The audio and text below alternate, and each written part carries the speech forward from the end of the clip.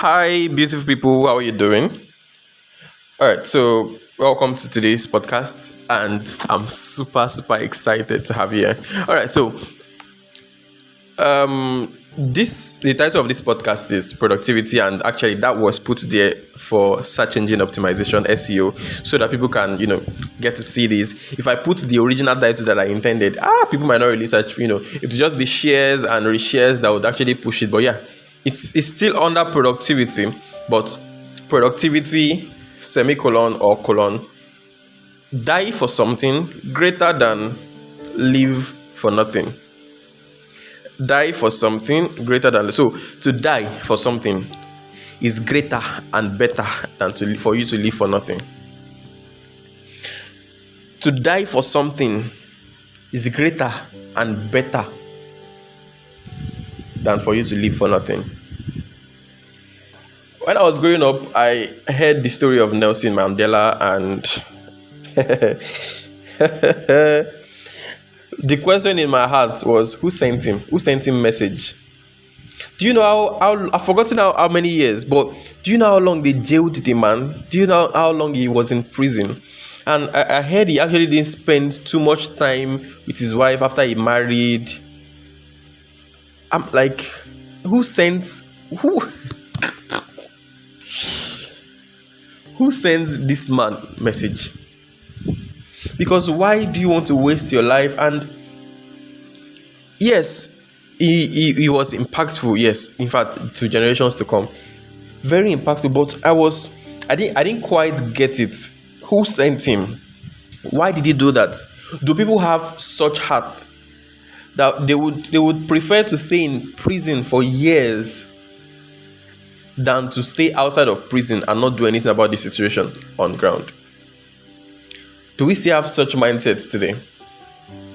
And it is, I will sincerely narrow it down to impact. Now, everybody's life on earth, you cannot be in the center. The center is what should I call it now? Is a myth. Middle is a myth in this context, right? The middle ground is a myth. Your life either produces something, and it's either something impactful, like positively impactful, or something negatively impactful. You can't be in the middle. You can't say my life is not producing anything now. You are either adding to the crowd and making the crowd weaker or making the people that are foolish or useless much more advanced in numbers, and this, you are definitely doing something. You are doing something. But you see that a few people are actually on the positively impactful side, and it's bad. It is bad. Let me tell you this story. I think June or July last year, I went for a conference, Creative Reflection, by, I forgot his name. I'm seeing his face, but I forgot his name. This producer rather, and he's a musician too. And so Banky W was there. He was speaking, and they asked for question. Oh, anybody have a question? Oh, even if it's not relating to what we've said or it is, just speak up. And then this guy stood up and he asked a question. He said, "Sir, you are an actor. You are a producer. You are an artist. You are a this. You are a that. Why did you go into politics? Why?" And so he answered him and said, for every protest that goes on in this country, he is either in the front or he is the organizer and he has to be somewhere putting things in order, or is in the group chat sponsoring with something. So he said that he has done this for a long time and it has not produced anything, and he wants to change strategy. He has a good heart. He wants good for the people. So instead of protesting and the protest not being heard, he's going the other way, going into power. And that's what many people will never understand. A lot of youth will not understand this. And it just bothers me how much we have come to love protests. Like, how can a people like protest this much? Do you know what protest is? Protest is shouting, shouting, making noise, making awareness, plenty people talking, we don't want this. And I sincerely believe, say, I'm not against it, we have to speak out, but the obsession with protests is what I'm against. That the youths cannot think of any other thing, any other solution, any other thing to help apart from protest. And you see them in every comment section. Oh, this person is talking about how amazing his wife is. Yes, he has 100,000 followers, and somebody is under there saying, talk about the insecurities, talk about those children that they kidnap, talk about this one, talk about that one. Why should it? I don't think there is anybody in Nigeria that does not know about the insecurity. The president, no. The president, you see, even if you are living under the rock, Olumo Rock, and you have been there since you were born, you will know about that story. You will know about the insecurity. You will know since when. If there is no way you will not know. So what are we shouting for? Who are we making awareness for? You see them fighting pastors, dragging pastor. When a pastor is preaching about this, talking about this, teaching about this, they are like, talk about the insecurity. Why? We know. Everybody knows. What will you do about it? You don't know. Will you sit down and think about it? No. What do you want to do? Protest. Foolish. Very foolish. Very foolish. And they brag about it as if it is something that if they do it once, everything, the thunder will just strike and boom, we have a new Nigeria. And there's a lot. And it starts from organism before it grows into organization. It starts from individually, like it starts from your individualistic life before it goes to the corporate world. So if a new Nigeria comes, are you ready to conform? Are you ready to be? See, there are so many bad characters that you have that you need to start breaking them now if you want a new Nigeria. But you will never listen to that. It's protest. Will you eat something outside, and when you are done eating it, put the nylon inside your bag that you bought 80,000 naira? Will you do that? No. They will throw it on the floor. They just want to throw it on the floor. You will throw it on the floor. Will you finish eating that akara with plenty oil and squeeze the nylon and put it inside your pocket if you don't have a bag? Will you do that? Or look for, or hold it till you see a waste bin around? No, you will not do it. Did you buy a waste bin for your street? No. And maybe when people are talking about see how everywhere is littered, you join to complain and you want to protest. Well,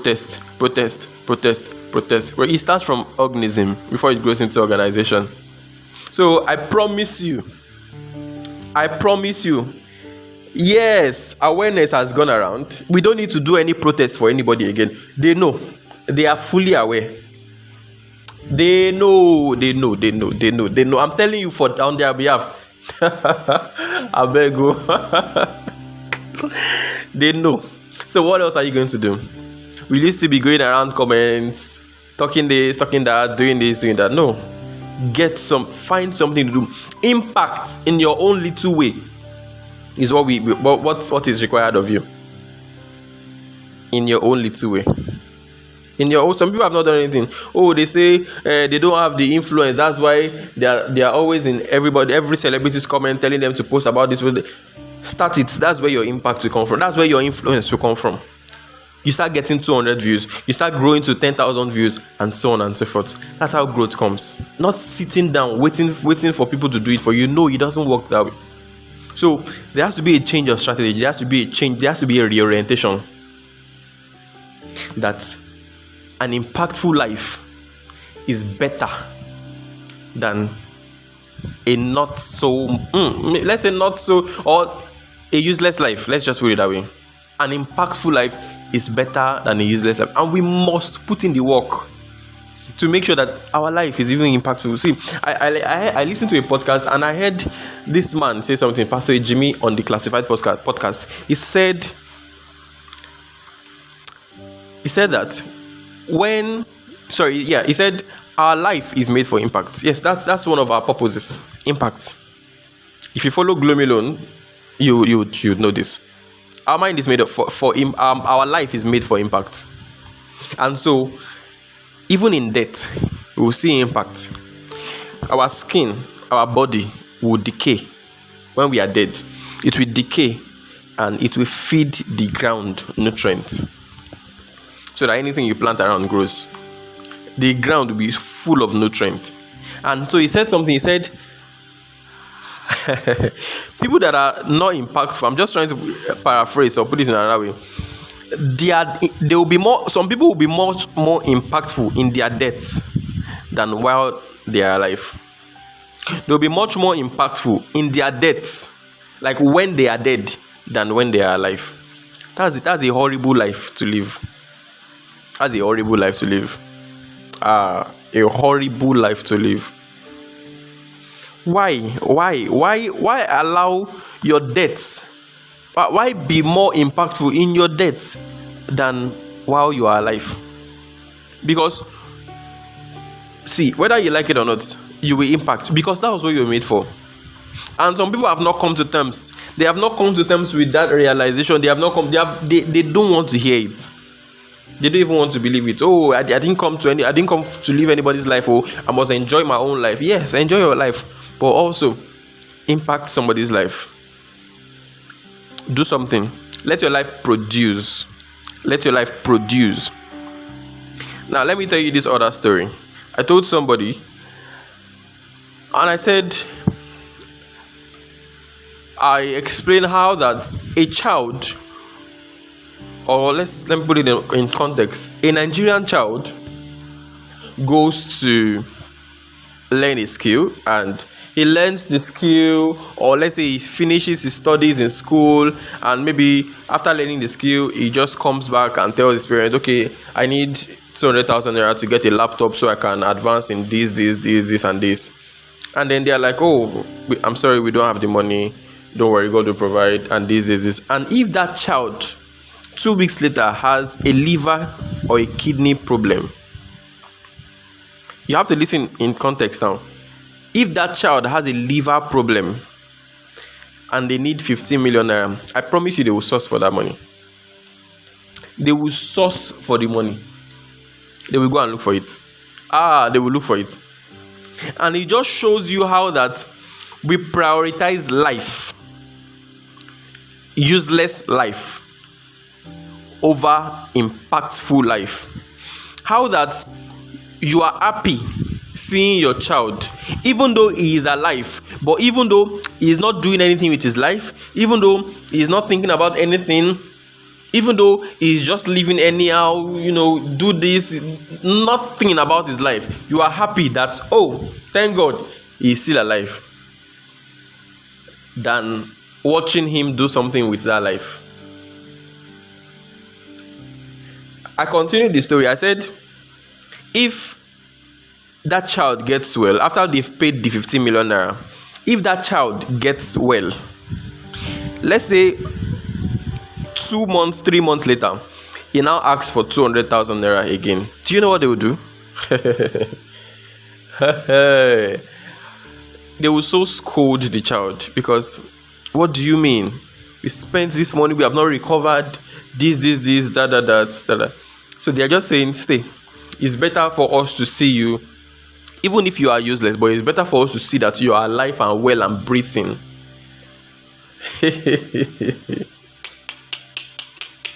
It's better for us to see that you are well and alive and breathing than for your life to be useful, or for your life to make waves. That's a bad way to live. That's a bad way to live. You must understand it. That's a bad way to live. A very bad way to live. And so people wake up in the morning and say, oh, Father, thank you for life. Thank you for keeping us alive. We bless your holy name, because some people have died and, you have kept us. Thank you. I'm not saying it's a bad prayer. I'm not saying it's a bad prayer. But I'm saying God did not keep you alive for you to thank him for the life. God has kept you alive for you to do something with that life. So When you are praying and saying, thank you, Lord, for life. Thank you, Lord, because we are still breathing. Thank you, Lord, because we are still healthy. That should not be the full stop. That should not be. There should be no full stop there. Go ahead and say, thank you for I have been able to do blah blah blah blah blah with the life that you have given me. Thank you because I have been able to do this because of the life you have given me. Not just thank you for my life. God is not happy that you are thanking him for the life that he gave you. Rather, or better still, he is happy when you are thanking him for what you have been able to do with the life that he gave you. If I give you a plot of land free of charge, take it, I give you rather. And every day you come to me and say thank you for the land. I appreciate you. Nobody has given me a plot of land in my life, but you have given me. Thank you. Day 1 passed. Day 2 comes and you say, thank you for the land. The land is so beautiful. In fact, I can see it from my house. And this one. Day 2 passed. Day 3, oh my God, the land, oh my God, it's just, in fact, I have not been able to go out of my mind. I love the land so much, blah, blah, blah, blah, blah. Day 3 passed. Day 4, same thing. Day 5, same thing. Then 6, 2 years, same thing. You are still thanking me for the land. You have not been able to do anything with the land. If I can collect the land from you, I will collect it. Because God hates waste. God hates waste. If he gives you a life and you do nothing with the life, nothing comes out of the life. The life is not productive. Yes, thank him for it, but he's not happy. He's not happy. It's not your thanksgiving that will make him happy. No. It's if you are using it for what he has created it for. That's when he'll be happy. Many have died. Many are in the graveyard. But here we are. Blah, blah, blah, blah, blah. It does not move God, though. It does not move God. He knows that you are alive. He knows. But he also wants to know what you have done with the life. He also wants to know what you have done with the life. It is better for a tree. We plant a mango tree and the mango tree is not producing mangoes. It is better for us to cut the tree than for the tree to be alive and unproducing. It's not doing anything. So it's better to cut it and make planks or wood, or wood, planks, or even firewood, or anything at all from it, than for it to be there unproducing. Now let me tell you why Jesus cursed that tree. No, this one is very controversial. A lot of people said, oh, he was angry, that was why he was frustrated, and so blah blah blah. So the thing is, I think Matthew 21, so I think 15, I don't know, 12 to 15 or 16 or 18. So he was hungry, and then he saw a fig tree and the leaves. He saw a fig tree with leaves. A lot of people don't know what that means. And the Bible also said that it was not the season of fig tree, but he saw a fig tree with leaves. What does that mean? Okay, let me finish the story. And then he went to the tree seeking, for a fruit. At least he wants to get a fruit. And he found none. And then he cursed the tree and said, we just cursed it and told it to wither, and nobody will ever eat from it again. And so when they went and they came back, the tree had already dried up and stuff. Now, was he being unfair? No. There's something about fig trees. When it is not their season to produce, all their leaves shed off so that they can conserve energy. Sometimes not all, but a substantial amount of their leaves shed off.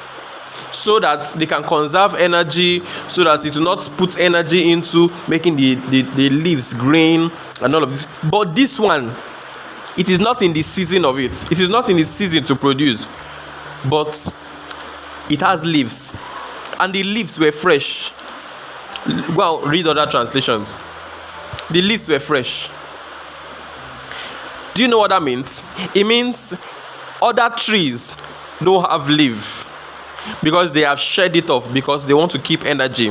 But God has given this tree grace. It has a lot of energy to produce and give the leaves greenness and, to keep itself. Still, it is not producing. Let me explain again. Let me come closer to you.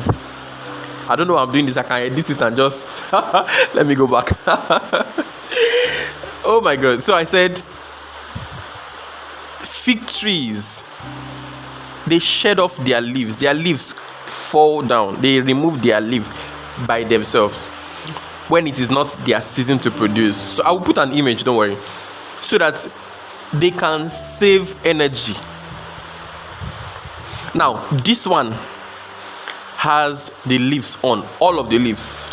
It has leaves and the leaves were fresh. God has given that tree grace, energy, abundance of maybe water, sun, whatever. That even if it is not in the season, it was shining, it was glowing. But with all of the grace that has been made available to it, it was not still producing. And that was why it was cursed. And that was why even that which it had not was taken away from it. Oh, sorry. Yes. I think that Bible verse says, he that has and has done something with what he has, much more will be given. But he that does not have, what he has will be taken away. So that tree has been given something, but he's saying, I don't have, and it's not producing. And so what it has, the life it has, was taken away, was withdrawn rather. He withdrew it. He took it away. He cost it. It cost the tree. So what will you do with the grace that God has given you? Will you thank him for it? Only thanksgiving. Just thanksgiving. Only thanksgiving. Is that what you will do with the life he has given you? Is that what you will do? I tell people, impact is beyond your family, your family members. Impact is beyond, I bought phone for my mommy, I bought a shoe for my daddy. It's beyond that. Impact is you seeing a child that you know not going around with no sandal from school. She's coming back from school, no socks, no sandal. She's wearing a scattered slippers and shattered and battered. Impact is you saying, I will buy a slippers for you. Yeah, take this. Okay, do this. You don't know her from anywhere. You are not investing so that you reap the fruit of her labor. If okay, maybe you are now equity, this one, you are now loaning her so that you collect it. No. You are made for impact. Impact is me leaving all the works I have to do to share from this bank of knowledge that I have, that I know that people need. That is impact. I know that you are not paying me for it. That's impact. Even if you are paying me for it, I'm definitely giving you much more than you can ever pay for. That's impact. That is impact. And so, you can never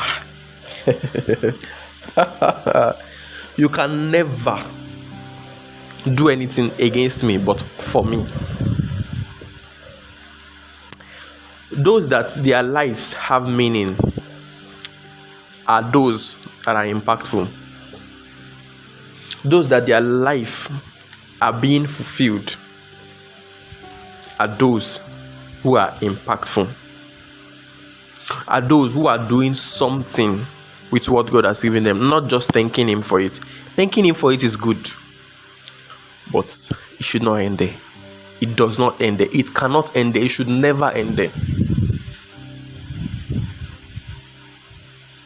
You were made for impact, and make it a priority. Make it a priority. Make impact a priority. There was one time, every time I go out, I will always take extra money so that I can maybe pay the transport fare for somebody, maybe add 100 naira or 200. If I don't have the entire transport fare, I can add 100 naira or 200 naira. And sometimes in my to-do list, it can just be buy data for somebody, it can be help somebody out, it can be encourage somebody, it can be send this valuable resource to somebody, and so on and so forth. And so on and so forth. I promise you, it's as little as that. As little as that. You cannot keep going in this cycle of unproductivity. Your life has to produce something. Your life has to produce something. There has to be fruits. There has to be fruits. Your life has to produce. You cannot continue like this. It's an abomination if you continue like this. It's an aberration if you continue like this. It's a taboo. Don't continue like this. Don't continue like this. Do what you have to do. Do what you have to do.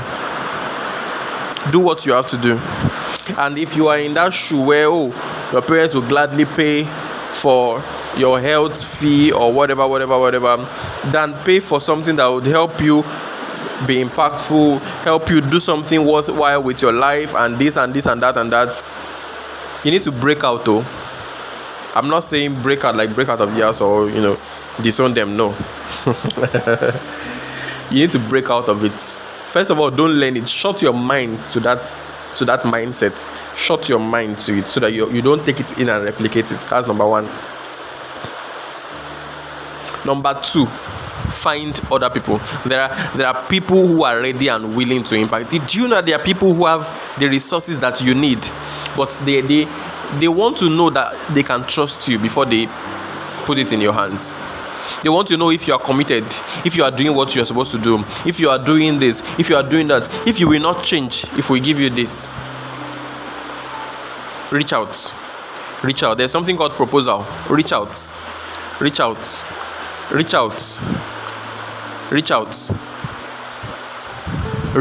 There's a way out.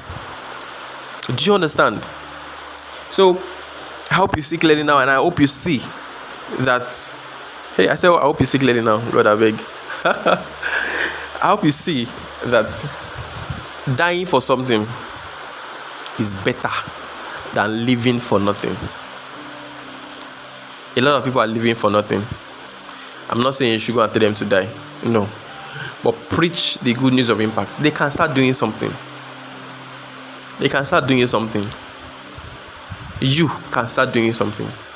Do something impactful today. That's my challenge to you. Take care of yourself. Bye.